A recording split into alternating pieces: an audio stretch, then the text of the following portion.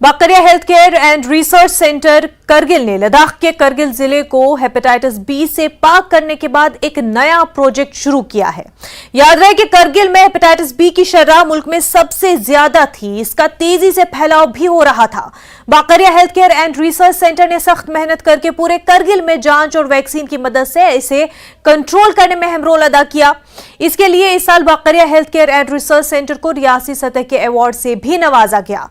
उन्होंने अब करगिल में महिलाओं की तरफ से इस्तेमाल किए जाने वाले सेंट्रीपीड्स और उनसे माहौल और सेहत को होने वाले नुकसान के सिलसिले में काम करने का अमल शुरू किया है।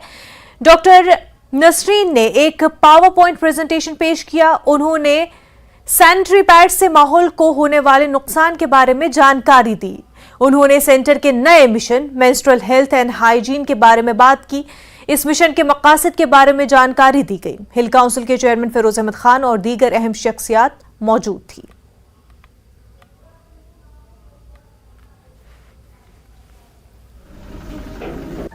चूंकि मिशन हेपेटाइटिस एक मेगा प्रोजेक्ट था जो हमारे सोच से बाहर था, बट समहाउ लोगों की कंट्रीब्यूशंस, लोगों की जो काविशें हैं, हमारे मेंबर्स की जो काविशें हैं और साथ ही साथ एडमिनिस्ट्रेशन को जो सपोर्ट हमें टाइम टू टाइम रहा है वो तकरीबन पाए तकमील तक पहुंचा दिया। हमारा अब ये सेकंड मिशन हमने हाथ में उठाया है। ये भी बहुत बड़ा एक प्रोजेक्ट है क्योंकि ये एक ऐसा इशू है जो हमारे सोसाइटी में एज ए टैबू या स्टिग्मा आप कहें लिया जाता है इसको। तो इस टैबू को जैसे हमें हेपेटाइटिस का जो मिशन है उसको इम्प्लीमेंट करने में 10 साल कम से कम हमें लगे, तो उसके साथ भी तो टैबू एसोसिएटेड था, जुड़ा हुआ था। तो इसके साथ जो टैबू है वो उससे भी बुरा है लोगों में, हमारे खासकर जो पेरिफेरल जो हमारे जो वुमेन फोक हैं। तो इस टैबू को, हालांकि सिर्फ ये फीमेल में ही नहीं है क्योंकि मेल भी इस चीज़ को नेगलेक्ट कर लेते हैं और इस टॉपिक को छेड़ते ही नहीं है, इसको बुरी नज़र से देखते हैं। तो इसको भी निकालने में हमें टाइम तो लगेगा ही लगेगा, बट समहाउ हमने इस मिशन को अपने हाथ में लिया है। हम उम्मीद रखते हैं कि हम इसमें कामयाब रहेंगे क्योंकि मेरे टीम के साथ ऐसे जो डायनेमिक और एंथुसियास्टिक जो टीम जुड़ा हुआ है, जिसका हेड हमारे गायनेकोलॉजिस्ट डॉक्टर नसरीन हमारे वाइस प्रेसिडेंट कर रहा है, मुझे कोई शक नहीं कि हम इसमें कामयाब ना हो जाएं। बिल्कुल डेफिनेटली हम इसमें हत्तुल इम्कान अपना सब कुछ दांव पे लगाएंगे। अपने जो इसमें जो मेहनत जो है वो लगा के हम इसको इंशाअल्लाह जल्दी हम इसको अपनी कामयाबी तक पहुंचा देंगे। एक डिस्कशन इनका ऑलरेडी शुरू हो चुका था, लेकिन क्योंकि ये लोग सारे मेल मेंबर्स थे तो इनको थोड़ा ये डर था कि कहीं हम लोग इस मैसेज को करगिल में पहुंचाएं तो कुछ अच्छा नहीं रहेगा।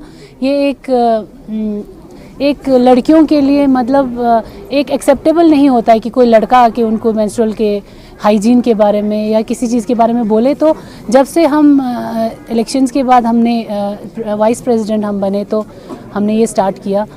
फुल फ्लेज्ड अभी हुआ है इनॉग्रेशन के बाद। उससे पहले मैं भी डरती थी। मैंने सर को हम बोलते थे, डिस्कस करते थे कि पहले हम देख लें कि पायलट स्टडी करके कि कैसा होगा, तो उसके बाद ही हम लड़कियों का रिस्पांस देखने के बाद जो शादीशुदा नहीं है खासकर वो मेंस्ट्रुअल कप्स को एक्सेप्ट कर रही हैं कि नहीं। जैसे कि आपने बोला कि एक हिस्टोरिक इवेंट हो सकता है, लेकिन तभी जब हर कोई इस्तेमाल करे। अब लड़कियां छोटी इस्तेमाल करने से हिचकिचाती थी, तो इसलिए हमने जब पायलट स्टडी में देखा कि बहुत अच्छा रिस्पांस आया।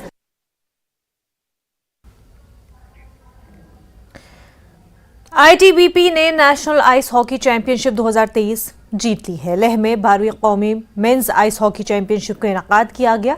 इसका एहतमाम Ice Hockey Association of India ने एलएसआरसी आइस हॉकी रिंग में यूटी लद्दाख के महकमे यूथ सर्विसेज एंड स्पोर्ट्स के इश्तराक से किया था। Chairman LHDC Leh advocate Tashi Gyalson ITBP और एलएसआरसी के दरमियान खेले गए नेशनल आइस हॉकी चैंपियनशिप 2023 के फाइनल में मेहमान खसूसी थे। सीसी ने लद्दाख में कौमी चैंपियनशिप के इनेकाद पर खुशी का इजहार किया। उन्होंने बताया कि लद्दाख में आइस हॉकी के हवाले से बेपनाह सलाहियतें मौजूद हैं और लद्दाख के आइस हॉकी खिलाड़ी मुख्तलिफ बैनुल-अक़वामी मुकाबलों में हिंदुस्तान की नुमाइंदगी करते हैं। ग्यालसन ने बताया कि एलएचडीसी जिला लेह में लद्दाख स्काउट्स की डायमंड जुबली को शानदार तरीके से मनाने का मंसूबा रखते हैं। मेरा नाम श्रेयांश है। आईटीबीपी टीम के आप कैप्टन हैं, तो आज की मैच के बारे में क्या कहेंगे? तो मैच के बारे में तो जो कि अपोनेंट लद्दाख स्क्वाड उन्होंने भी बहुत अच्छा अपना प्रदर्शन रहा है। उनका भी बहुत अच्छा खेला उन्होंने। मतलब मैच तो आप सभी ने देखा ही है कि लास्ट मोमेंट तक स्कोर नहीं हुआ था, तो थर्ड पीरियड में ही आखिर गोल कर सका हम आरटीपी लोग। तो आज फाइनल मैच था, तो आप रिंग में उतरने से पहले आपका अगला टीम भी अच्छा टीम था, तो आपका स्ट्रेटेजी क्या था आज के मैच का? जैसे कि हमारे हॉकी में होता है कि फोर चेक बैक चेक, वही हमने वही किया, फोर चेक किया, बैक चेक भी किया, मतलब रिजल्ट वही रहा हमारा, अच्छा ही रहा।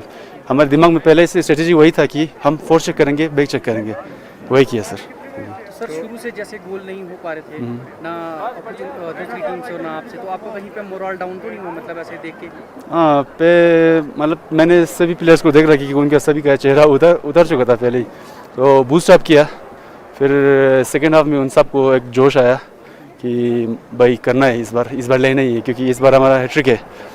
तो सभी में एक ऐसा जोश आ गया था कि सभी मतलब सबका मोरल अप हो गया था सर।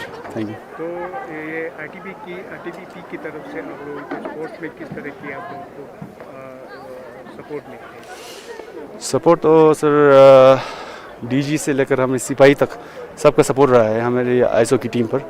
तो खासकर मैं अपने कोच को बहुत थैंक यू बोलना चाहूँगा दिल से, क्योंकि उन्होंने जब से सीज़न ऑफ सीज़न से लेकर या ऑन सीज़न तक उन्होंने बहुत मतलब हेल्प किया है, ऑन आइस ऑफ आइस दोनों। तो यूथ के लिए कुछ मैसेज देना चाहोगे? अच्छा, यूथ के लिए मैं यही बोलना चाहूँगी सर कि मतलब जिन्हें हो सके स्पोर्ट्स ज़्यादा खेलो। स्पोर्ट्स ऐसा चीज़ है जो कि वो ड्रग एडिक्ट, जो कि आजकल के बच्चे ज़्यादातर जा रहे हैं ड्रग एडिक्ट, उन सब से वो छुटकारा पाएगा स्पोर्ट्स खेल के लिए। स्पोर्ट्स का कोई रिलीजन नहीं होता है, कोई कास्ट नहीं होता है। Sports breaks all the barrier.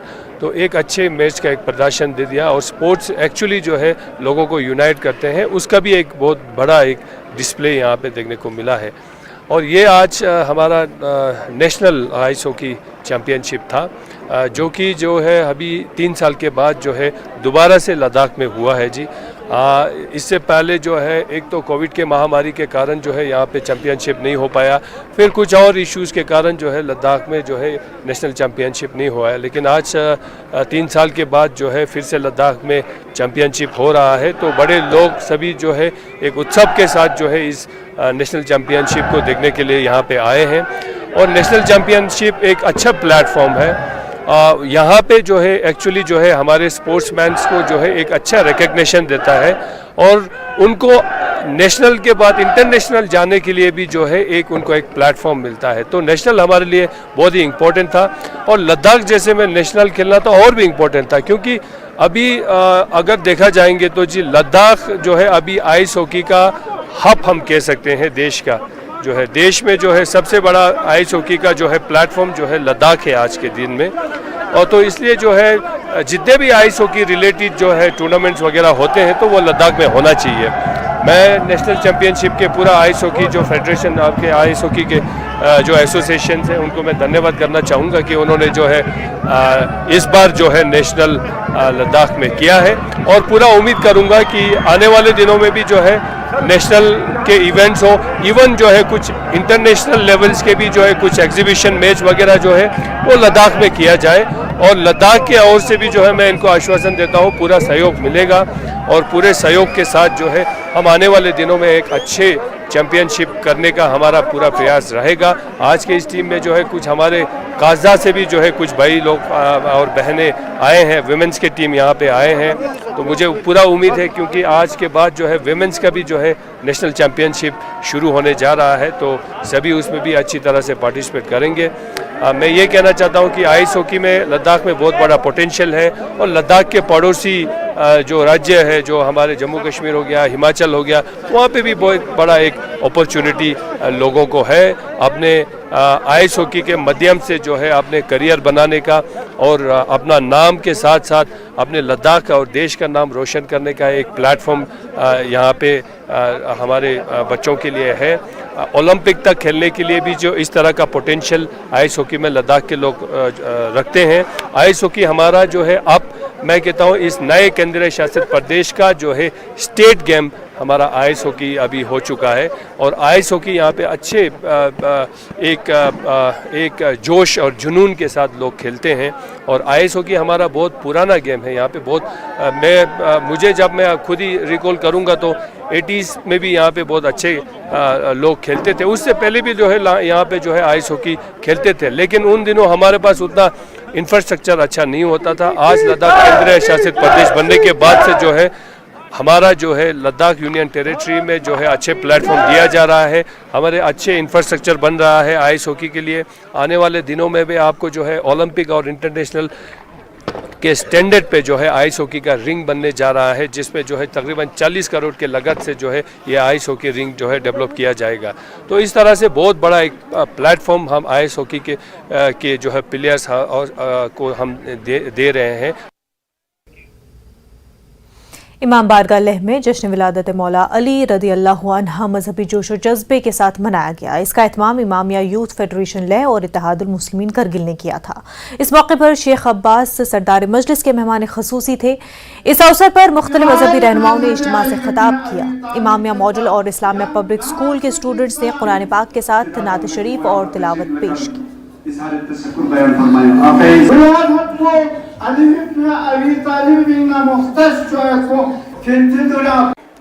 वो अज़ीमुद्दीन है जिस दिन हज़रत अली अलैहिस्सलाम दुनिया में पैदा हुए, लेकिन हज़रत अली अलैहिस्सलाम की विलादत दुनिया की औरों की विलादत से एक अलग सी थी, क्योंकि ख़ुद हज़रत आदम से लेकर हज़रत ख़ातम तक कुछ जगह मुक़द्दस हैं, जिनमें से एक मुक़द्दस काबा शरीफ है, और काबा हर मुसलमानों के लिए क़िबला है।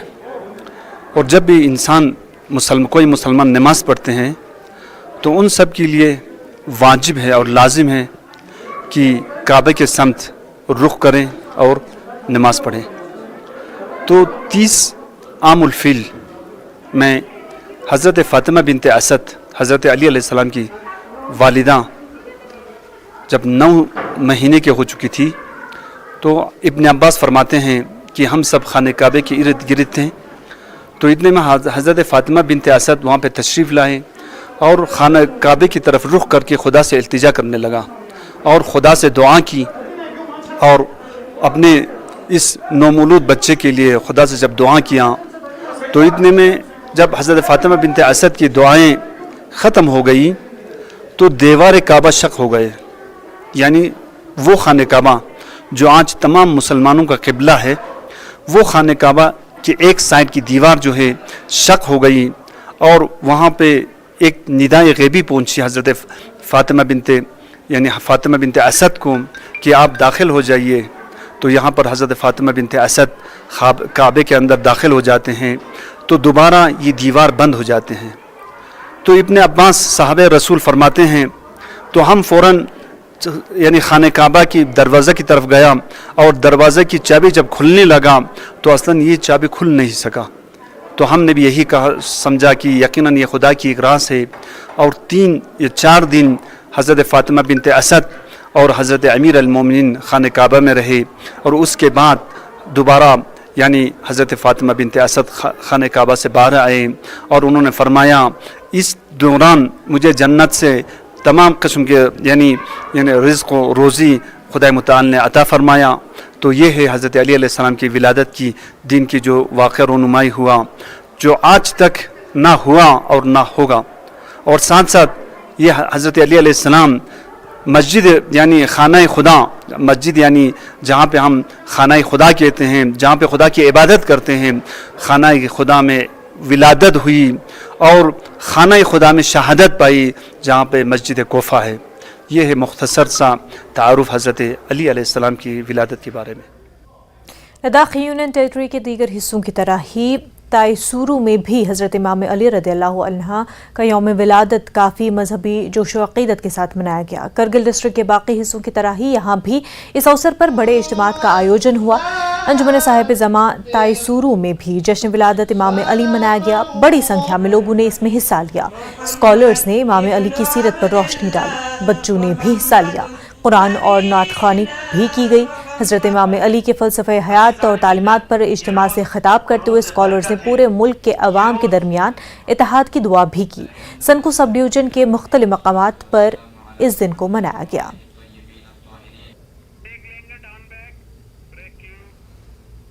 वक्त हो गया एक छोटे से ब्रेक का, जल्द होंगे हाजिर। This is News 18 Network. You are watching News 18 Jammu, Kashmir, Ladakh, Himachal.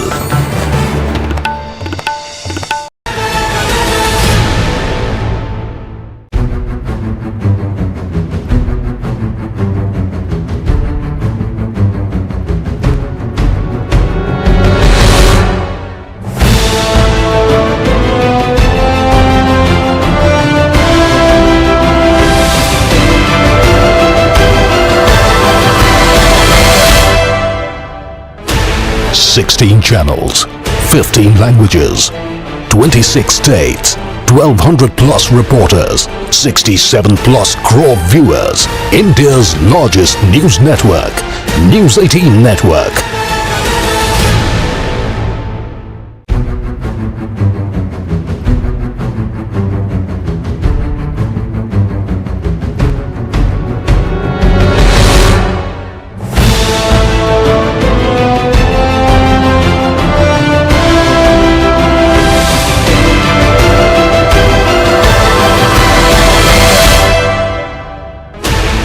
Sixteen channels, 15 languages, 26 states, 1200 plus reporters, 67 plus crore viewers. India's largest news network, News 18 Network.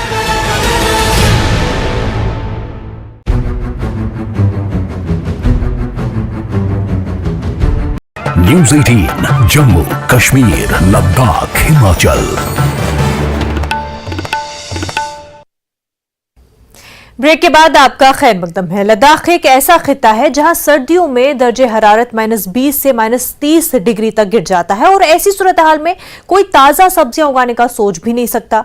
लेकिन दिहार की टेक्नोलॉजी लद्दाख ग्रीन हाउस की बदौलत लद्दाख इस सख्त सर्दी में मुख्तलिफ किस्म की ताज़ा सब्जियां उगाने के काबिल है। Polycarbonate green house defence institute of high altitude research की जदीद तरीन टेक्नोलॉजी है। इसे लद्दाख ग्रीन हाउस के नाम से जाना जाता है। ये लद्दाख में सर्दियों में ताज़ा सब्जियां उगाने में बहुत कामयाब है और किसान इससे अच्छी आमदनी हासिल कर रहे हैं। न्यूज़ 18 के ब्यूरो चीफ मोरूफ स्टेंजन से बात करते हुए दिहार के साइंसदान डॉक्टर सीरिंग स्तोपदान ने कहा कि कामयाब टेस्टिंग के बाद लद्दाख ग्रीन हाउस टेक्नोलॉजी किसानों को दी गई है और यहाँ सर्दियों में टमाटर और मिर्च समेत मुख्तलिफ किस्म की सब्जियां उगाई जाती हैं। इस वक्त बिहार के रिसर्च फील्ड से बोल रहा है, तो हमारे साथ बिहार के साइंटिस्ट डॉक्टर सिंह स्तोपदान जी है। तो जब आप बाहर देख पा रहे होगी कि बर्फ गिरा है, मौसम बहुत ठंड है, टेम्परेचर -20-25 तक भी पहुंच रहा है, तो लेकिन बिहार की जो ग्रीन हाउस आप हमारे पीछे देख पा रहे हैं उसमें बहुत सारे वेराइटी ऑफ वेजिटेबल ग्रो कर रहा है। तो इन सब के बारे में बात करने के लिए हमारे साथ डॉक्टर स्तोपदान जी सर, डॉक्टर साहब हमारे साथ जुड़ने के लिए बहुत बहुत शुक्रिया। नमस्ते, थैंक यू जी। सर, ये लद्दाख में इतने ठंड के बावजूद जो बहुत तरह के वेजिटेबल ग्रो करते हैं, इसके बारे में थोड़ा बताइए, क्या कॉन्सेप्ट लेके? जी देखिए, लद्दाख में टेम्परेचर -20-25 तो एक नॉर्मल सा है विंटर में ना, खासतौर पर दिसंबर जनवरी में।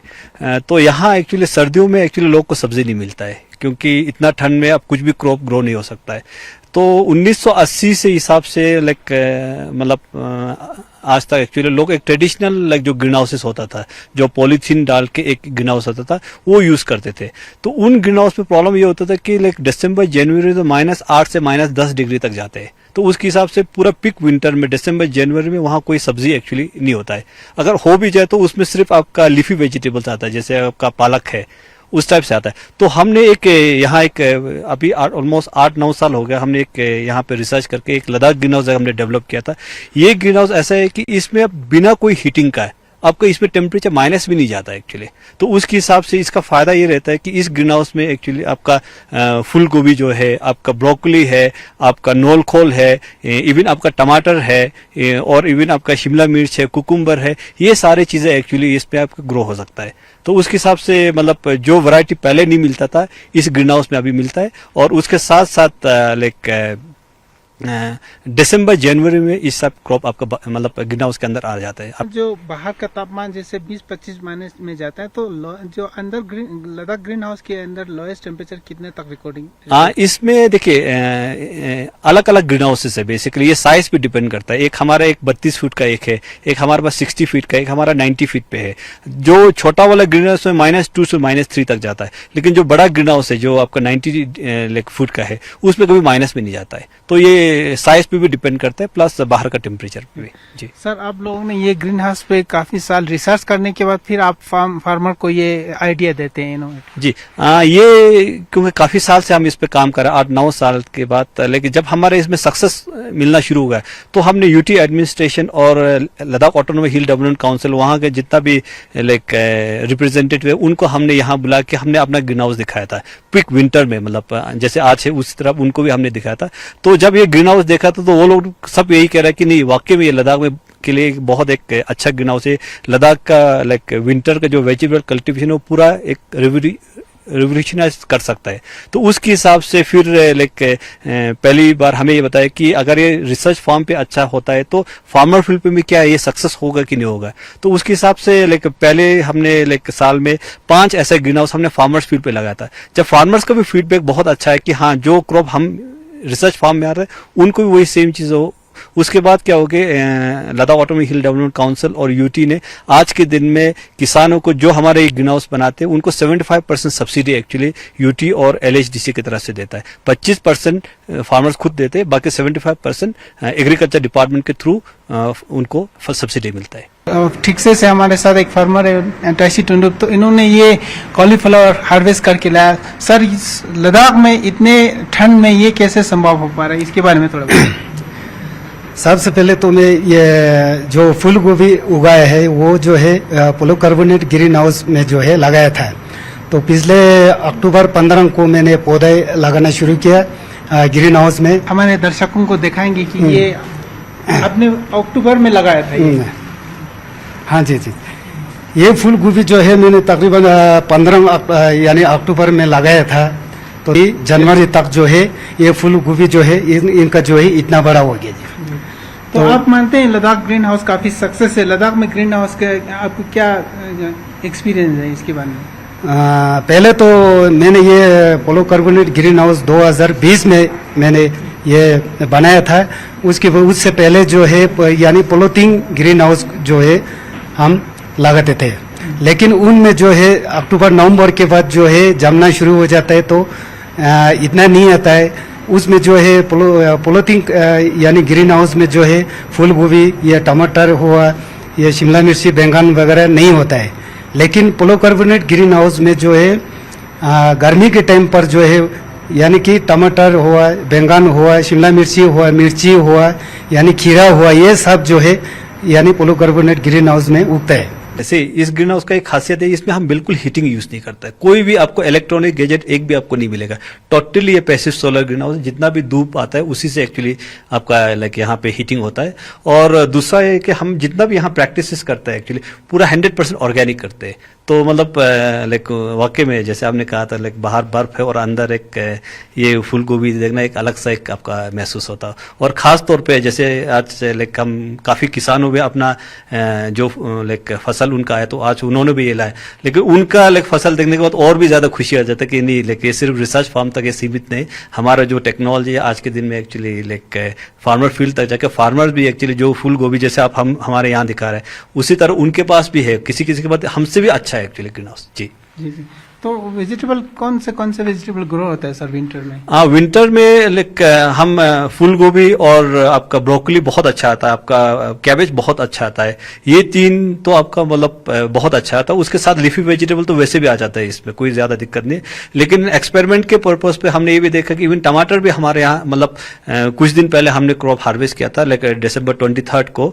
तो टमाटर भी आपका 23 दिसंबर तक बहुत ही बढ़िया आता है एक्चुअली। देखो टमाटर हम इसलिए लेते हैं क्योंकि टमाटर हाईली टेम्परेचर सेंसिटिव क्रॉप होता है। जैसे कि टेम्परेचर 4 डिग्री से नीचे जाए तो टमाटर एक दिन में मतलब आपका खत्म हो जाता है। तो उसके हिसाब से टमाटर भी आता है आपका, लाइक ये मिर्ची भी आता है इसमें, और उसके साथ कुकुम्बर भी आता है। तो ये सारे क्रॉप्स आ जाता है। बट देन ज्यादातर आपका फूल गोभी जो है, ब्रोकली है, आपका नोलखोल है, और उसी तरह आपका लीफी वेजिटेबल्स है, और आपका कैबेज है, बहुत ही अच्छी तरह से आता है इसमें। सर, ये ग्रीन हाउस के थ्रू फिर लद्दाखी लोग विंटर में भी इनकम जनरेट कर सकते हैं, जैसे आप एग्रीकल्चर के सेक्टर को? जी जी, देखिए इस ग्रीन हाउस का एक खासियत ये है कि लाइक जो 60 फीट और 24 फीट है इस ग्रीन हाउस का, जिसमें हम अभी खड़ा है, तो लगभग एक किसान 1,14,000 रुपया की हिसाब से लगभग एक साल में वो कमाता है। लेकिन आज हमने 1-2 फार्मर से बात किया तो वो लोग एक साल में मतलब 2 लाख तक भी पैसा कमा रहा है। वो डिपेंड करता है कि फार्मर्स कैसे वो कर रहा है। सिर्फ लाइक सब्जी तक ही वो सीमित रहता है, लेकिन जो 2 लाख कमा रहा है वो यहाँ इसका फ्लोरिकल्चर का काम कर रहे हैं, इसमें फ्लावर एक्चुअली उगा के वो एक्चुअली सेल कर रहा है। तो उसके हिसाब से ये बेसिकली लाइक डिपेंड करता है फार्मर्स पे। But on an average 1 lakh से ज्यादा एक साल में एक किसान को मतलब आराम से आ जाता है इसमें। जी, ये रिसर्च सेंटर है, तो लद्दाख में कौन से जो हायर अल्टीट्यूड पे वहाँ पे भी आप लोगों ने ये पे ट्रायल? अभी हम ट्रायल कर रहे हैं, हम 16-17 हज़ार पे भी हम ट्रायल कर रहे हैं, लेकिन वो जब तक वो ट्रायल कंप्लीट नहीं हुआ तो हम इस चीज़ को नॉर्मली इसके बारे में हम तो जिक्र नहीं करते। बट हमारा ट्रायल चल रहा है, बहुत हाई ऑल्टीट्यूड पे हम काम कर रहे हैं। जी जी, थैंक यू डॉक्टर साहब। तो ये थे हमारे साथ डॉक्टर श्रृंग स्लब्धन जी, जो बिहार के सीनियर साइंटिस्ट है। तो उन्होंने बताया कि अगर मेहनत और ये रिसर्च करके लद्दाख में भी विंटर में भी वेजिटेबल ग्रो कर सकते हैं। और ये आप हमारे व्यूअर्स के सामने है, जैसे फार्मर ने भी इनका बहुत प्रशंसा की कि कैसे रिसर्च करके अभी लद्दाख ग्रीन हाउस का फीडबैक बहुत अच्छा है। कैमरामैन सोनम नितिन के साथ मुल्क न्यूज़ 18 के लिए।